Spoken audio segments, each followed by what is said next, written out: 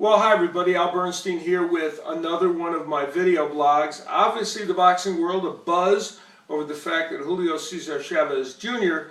tested positive for marijuana after his loss to Sergio Martinez, a loss in which in the 12th round he had Martinez down twice and was potentially on the verge of scoring a win after having been dominated for 11 rounds.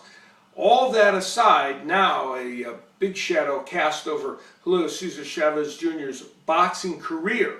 Clearly leading up to this fight, we found out later, his training methods were at best eccentric and at worst almost non-existent. He had Freddie Roach coming over late at night to train him in his living room.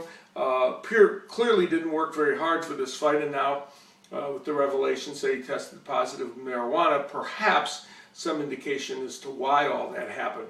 For days now, on Twitter and everywhere else, people have been wondering why. Why would he, knowing he was going to have a drug test, risk smoking marijuana and put himself in a situation where a victory even against Martinez would have been wiped out? Now the answer to that one is a mystery. Many people suggest that Junior is spoiled, that he is someone who's been handed too much in life and doesn't respect the sport or those around him as much as he might. And there's probably a case to be made for that. One of the interesting things to me about this is marijuana is not a performance-enhancing drug. And many have floated rumors that Chavez Jr.